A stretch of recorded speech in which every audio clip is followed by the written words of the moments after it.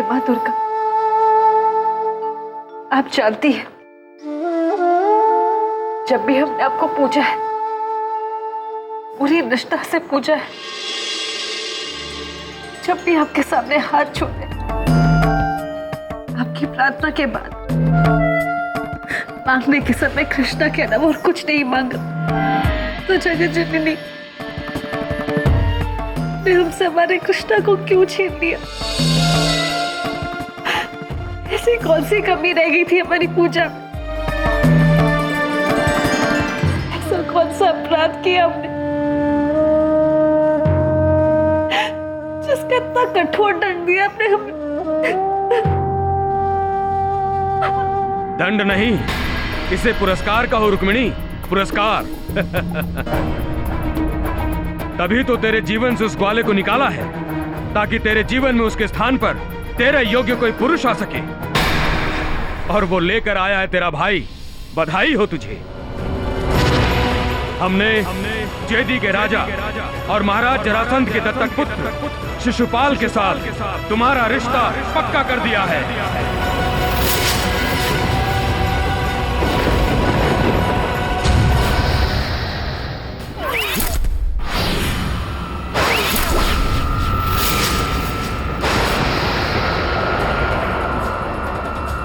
बधाई हो तुझे, बधाई हो। शिशुपाल के साथ तुम्हारा रिश्ता पक्का कर दिया है।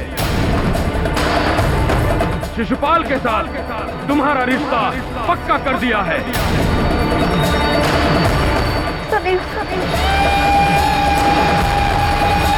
नहीं हो सकता।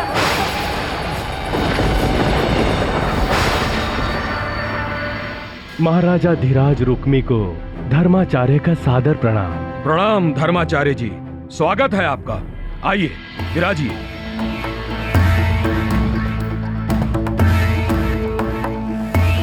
धर्माचार्य जी, ज्योतिष विद्या में आपके जितना विद्वान कोई नहीं है, तभी आपको हमारे राज्य का राजकीय ज्योतिष पद का गौरव दिया गया है।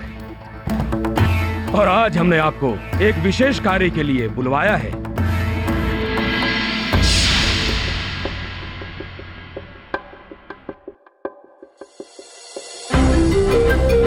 धर्माचार्य जी, हमने अपनी बहन रुक्मिणी का विवाह चेदी के राजा शिशुपाल के साथ तय किया है। और ये है उन दोनों की कुंडलियां। इनको मिलाकर आप कोई अच्छा सा मुहूर्त बताइए। जो आज्ञा राजन।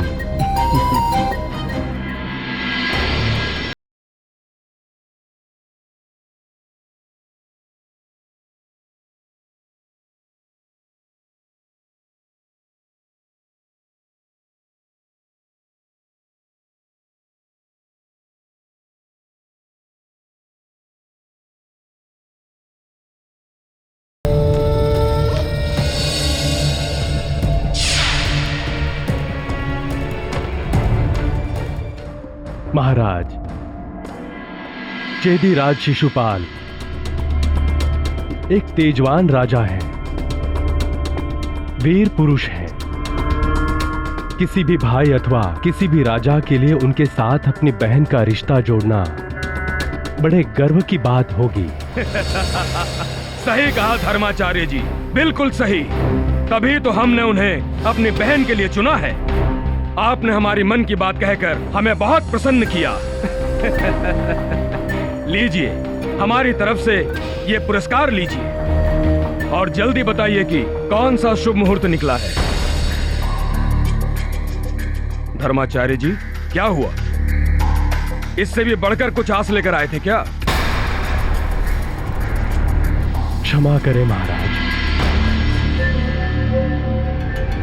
महाराज शिशुपाल और राजकुमारी रुक्मिणी जी का एक भी गुण आपस में मेल नहीं खाता।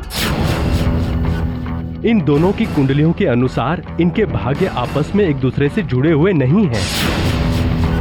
ज्योतिष शास्त्र के अनुसार ये विवाह कभी हो ही नहीं सकता।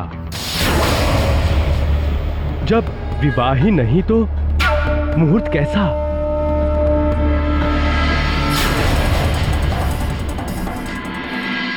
ज्योतिष शास्त्र के अनुसार ये विवाह कभी हो ही नहीं सकता। जब विवाह ही नहीं तो मुहूर्त कैसा?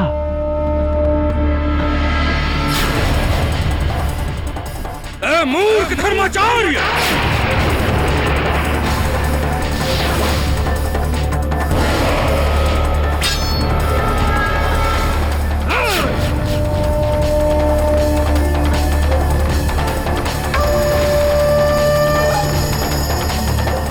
ये तेरा भाग्य है कि तू हमारे राज्य का राजकीय ज्योतिष है और इस समय हमारे कक्ष में खड़ा है।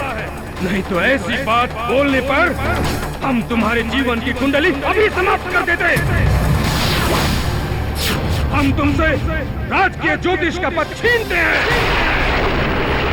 और कुंडिनपुर वासियों को यह आदेश देते हैं कि कोई भी इनको अपनी कुंडली ना दिखाए और न ही कोई अन्य कार्य करवाए। निकल बाहर, निकल बाहर। किसी कुंडली, किसी विधि, किसी विधान में इतनी शक्ति नहीं है कि वो रुक्मी का लिया निर्णय बदल सके। जो समय हम तय करेंगे वही मुहूर्त बन जाएगा। अब स्वयं विधाता भी इस विवाह को नहीं रोक सकते। रुक्मिणी और शिशुपाल के विवाह की तैयारियां शुरू की जाए।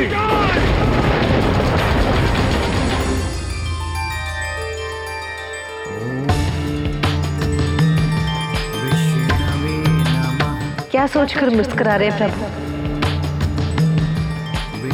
प्रिय, मैं देख रहा हूं कि जब मनुष्य अपने अहंकार, लोभ, हठ और कामना में अंधा हो जाता है तो स्वयं का विवेक खोकर अपने आप को भाग्य और भाग्य लिखने वाले से बढ़कर समझने लगता है। विधाता की भक्ति की जगह उसे चुनौती देने लगता है और तब वो अपने विनाश की ओर बढ़ता जाता है। प्रभु, आप यहाँ बैठकर सारी लीलाओं का आनंद ले रहे हैं और वहां राजकुमारी रुक्मिणी इतने कष्ट सह रही है। उसने अपने मन में श्री कृष्ण को बिठाया है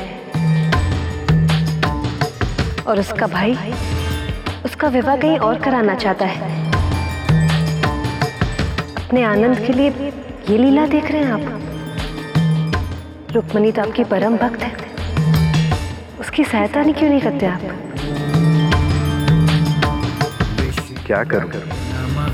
रुक्मिणी का भाग्य बदल दूं, उसके सब कुछ छीन लूं? प्रिय, सुख और दुख दिन और रात की तरह होते हैं। यदि मैं रुक्मिणी के जीवन से रात छीन लूंगा तो उसके जीवन में दिन का अर्थ नहीं रहेगा। दिन है तो रात भी होगी और यदि रात है तो दिन भी होगा ही। यदि मानव रूप में जन्म लिया है तो उसे दिन के उजियारे का आनंद भी भोगना होगा और रात के अंधियारे से लड़ना भी होगा। यही मानव जीवन की नियति है। तो रुक्मिणी ये नियति क्यों ना भोगे? आप अपने आप को इस माया से परे रखकर देखती रहे कि आने वाला कल रुक्मिणी के जीवन में कौन सा नया मोड़ लेकर आता है।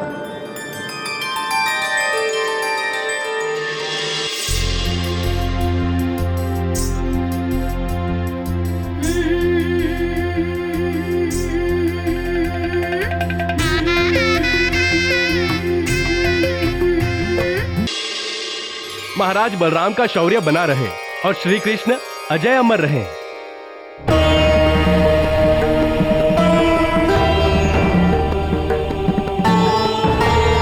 और कोई है जो अपनी किसी और समस्या के विषय पर कुछ कहना चाहता हो? महाराज, यहां से 85 योजन दूर हमारे राज्य की सीमा के एक गांव का सरपंच आपके दर्शनों की अनुमति चाहता है। उन्हें बुलवाया जाए।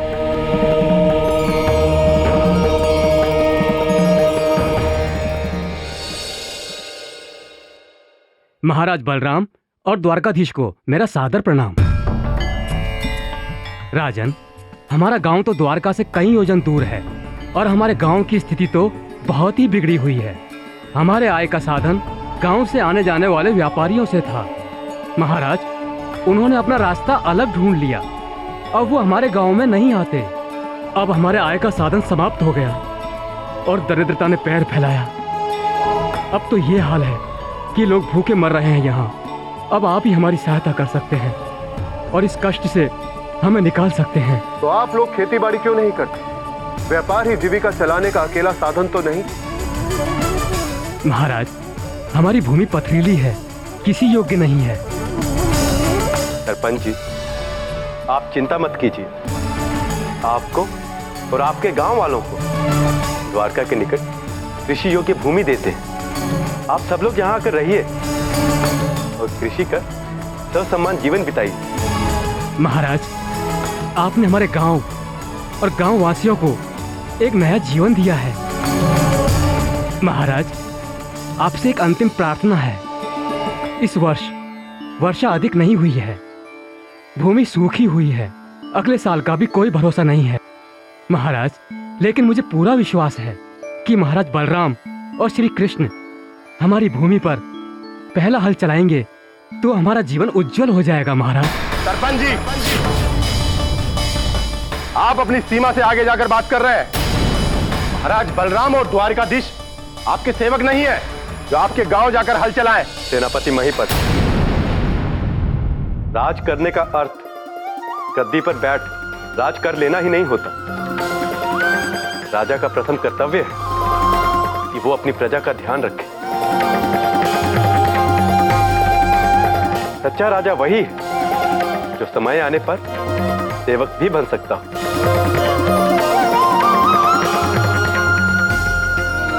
सरपंच जी, हम कल आपके गांव अवश्य आएंगे। महाराज की जय हो, महाराज की जय हो, महाराज की जय हो, महाराज की जय हो। द्वारिकाधीश हरे। बोलो भगवान श्री कृष्ण की, महाराज बलराम की, बोलो द्वारिकाधीश की, महाराज बलराम की, बोलो द्वारिकाधीश की, महाराज बलराम की। महाराजा धीराज बलराम जी और श्री कृष्ण जी का स्वागत है।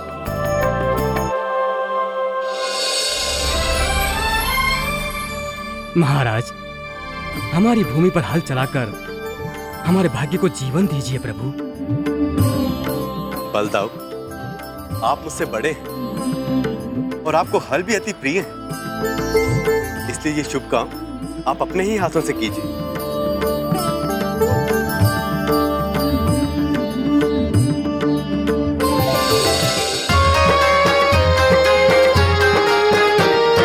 कृष्ण प्रसन्न गांव वालों को दान भूमि का देकर, दाऊ भूमि के भाग जगाए हल हाथों में लेकर, हल हाथों में लेकर। जय द्वारिकाधीश कृष्णं नमामि, कृष्णं नमामि, बलरामं नमामि। बस प्रभु, बस बस, मैं धन्य हो गया प्रभु। महाराज, ईश्वर की असीम कृपा है कि आप जैसे बलराम राजा और श्री कृष्ण जैसे राजा मिले। आप लोगों ने मेरे दुख को समझा और हमारी कृषि के लिए भूमि दान किया प्रभु। मैं आपका कृतज्ञ हूँ, आभारी हूँ महाराज। आइए महाराज। बोलो भगवान श्री कृष्ण की, महाराज बलराम की, द्वारिकाधीश की, महाराज बलराम की, द्वारिकाधीश की, महाराज बलराम की। कृष्ण, हमारी बुआ के बेटे छेदी नरेश शिशुपाल का विवाह कृष्ण नंदी रुक्मणी के साथ है। विवाह भी शीघ्र ही होगा। उन्हें पता नहीं कि हम लोग जीवित हैं, इसलिए उन्होंने निमंत्रण नहीं भेजा। हमने पत्र लिखकर अपने सकुशल होने का सूचना उन्हें भिजवा दी। अब शायद न्योता आ जाए। दाऊ, यदि ऐसा हुआ तो ये भी हो सकता है कि हमारा सामना जरासंध से हो। बिल्कुल हो सकता है कान्हा, और चाहे इस बार कुछ भी हो जाए, हम तुम्हारी कोई बात नहीं सुनने वाले। हम अपनी पूरी सेना लेकर जाएंगे, युद्ध होगा और जरासंध का वध भी, समझे? बिल्कुल दाऊ। दाऊ, मैं आपसे छोटा हूँ, मेरी इतनी हिम्मत कि मैं आपसे कुछ कहूँ, और यदि मैं कुछ कहता भी हूँ तो आप मेरी सुनते क्यों हैं? हरे हरे द्वारिकाधीश हरे।